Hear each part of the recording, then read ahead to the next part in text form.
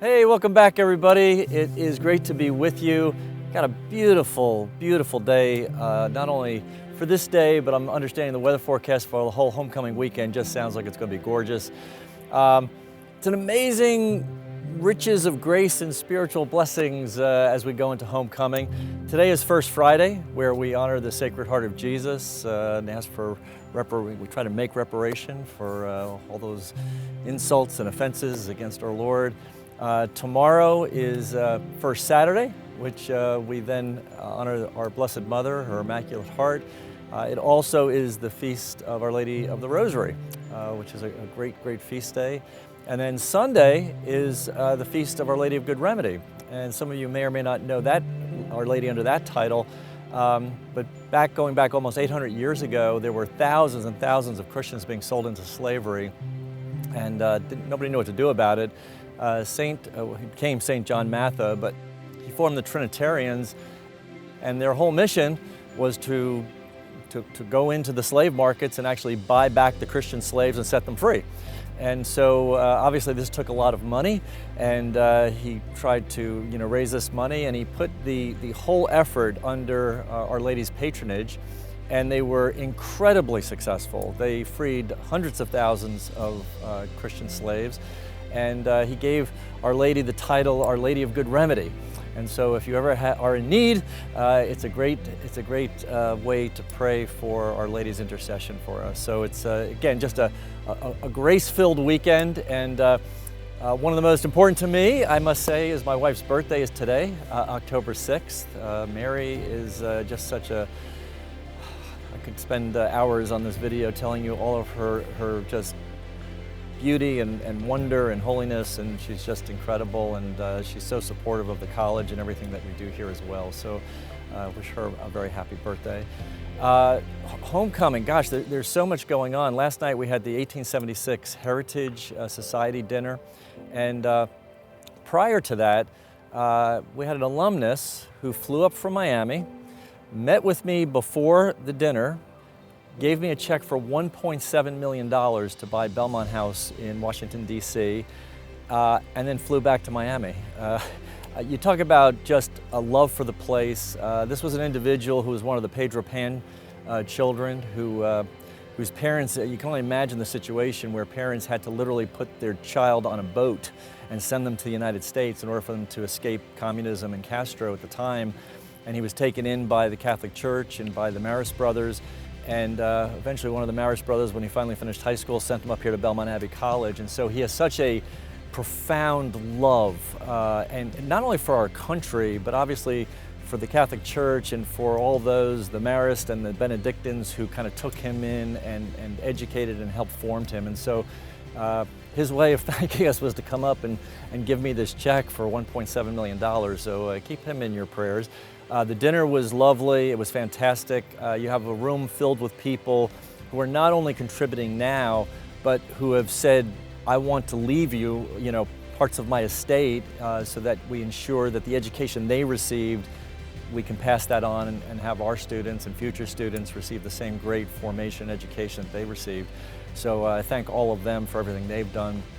But speaking of DC, we have Patrick McHenry, who's an alumnus of Belmont Abbey College, who is right now the Speaker Pro Tem of the House of Representatives. And so it's a remarkable rise in terms of his career and the things that he's done. And I just pray for him. I think we're all praying for him, and we're praying for our government that everybody can get together, stop trying to criticize each other, and come together and figure out how we pursue the truth and authentic love in everything that we do. Again, another thing happening up in D.C. is Dr. Clark Summers and Dr. Travis Cook are taking our students up to D.C. I believe they're in D.C. right now. And they're going to get a tour of the White House. They're going to lay a wreath at the tomb of the unknown soldier. They're going to host an event at Belmont House for students, alumni, and members of Congress and staffers on the Hill and so forth. So it's just, again, a wonderful experience for our faculty and our students to be up there, our nation's capital, again, at Belmont House. So that's wonderful. We have the class of 1973 being honored. It's their 50th anniversary. I know they can't believe 50 years has gone by since they were here. Met many of them at the Heritage Society dinner. The class of 1998 is being honored. It's the 25th anniversary for them. I'm sure they're also shaking their heads thinking, how can it be 25 years? But they're going to be here, and looking forward to hosting them and having them on campus for homecoming. We have the Abbey Players. The Three Musketeers is playing this evening. I think they had one last night. I think there's one on Saturday. I won't give it away because I said I would wait, but I will just tell you that there are two really big announcements that are going to happen at the play tomorrow night. And I won't let it out right now, but if for some reason you don't hear about it, you'll hear about it next Friday. I'm going to tell you what it was, but it's very, very significant, both in terms of leadership and facilities and other kinds of things. And then, you know, we have the Wall of Fame award dinner as well. That is tonight. And Rich Hofling and Sarah Mukherjee are both being honored. Just incredible individuals, you know, sacrificial. I've worked with Rich so much because Rich has been on the Board of Trustees since the day I've gotten here. And he was on it before I got here. He's secretary of the Board of Trustees as well. But he's, you know, confidant and an advisor for the monastic community and land development and other kinds of things. And then Sarah has just been so generous in terms of her time and energy, just again to build up Belmont Abbey. And she and her husband Rana are hosting us up in New York City at the Harvard Club for our Christmas event that'll be coming up, I believe, in the beginning of December. So just, again, incredibly good people, wonderful people, and I just look forward to honoring them this evening. Maybe a few other things. Athletics. Men's soccer had an incredible game against King. They won 7-0. They didn't try to run up the score, but they were just that good. And we have, let's see, Jacob Ferrari was named Golfer of the Week. Peyton Filippi was named Women's Golfer of the Week. Women's field hockey had a great game against Wingate. They won 3-0. And Haley Long received a great honor. She was named Freshman of the Month for women's field hockey. So that's just a tremendous honor, and congratulations to her.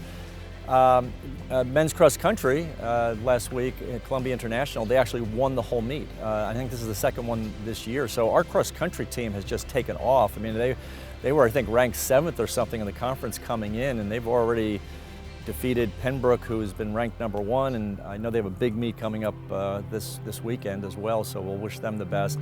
But again, just so many wonderful things happening, and looking forward to welcoming everybody back for homecoming this weekend, and can't wait to see everybody. And with that, I always finish with birthdays. It's just, again, that opportunity for us to reflect with gratitude on the just incredible grace and blessing that God has sent so many good people to Belmont Abbey College. And Alan Mark, who is our CFO and Executive Vice President, I can't say enough about Alan. All of you should just know that we wouldn't be here without Alan. Alan is a remarkable man. He is so loyal and supportive of the mission of this college, and he brings an incredible set of skills to the financial side of the college. To manage and to help us get through every single year. He's just remarkable. And so I just wish him, you know, the happiest of birthdays. And we have Mr. Patrick Phillips. Patrick is a part-time assistant bowling coach, and he's just done a wonderful job. As you know, the team last year won the conference championship. Mr. Nathaniel Worcester. Nate is the head cycling coach. Again, those guys on that team, the women, have just had great success. Amy Brewer. Amy's an assistant athletic trainer, and I've often said our athletic trainers are just the best. They're just incredible, all the work that they do and the sacrifice they make for all of our student athletes here. Samantha Donahue, who, by the way, has done so much for this homecoming weekend, and she does so much beyond that. She is Associate Vice President of College Relations, and just, you know, a wonderful, really great individual, and just wish her the happiest of birthdays. Austin Gunnels. Austin is assistant men's soccer coach, and as I mentioned, they just came off a great win. Tyra Legister, area coordinator in Residence Life. I'm just so grateful for all that she does. Dr. Dennis Obermeyer, He's the director of the rare books in our library, and that's an extraordinary collection if you haven't gotten to see it before. Mr. Stephen Walker. Stephen is assistant golf coach, and again, you heard about the great success both the men and women are having as well. And finally, Dr. Gene Thuet, who is he's now professor emeritus of government and political philosophy, but he was really the founder, from my perspective and understanding, of the whole honors program. In other words, he started with an honors program, and when I first came, he and I had a great conversation, and that elevated then to the Honors Institute, and then it grew into the Honors College. And a great tribute to him is that almost everybody that's teaching in the Honors College today actually was a student of his when they were here at the Abbey. So I just wish Gene a very, very happy birthday, and I hope it brings him much joy and consolation and satisfaction to see such wonderful work happening in the Honors College. And so with that, I'll just say, I hope I'll see you this weekend at homecoming, and until then, take care and God bless.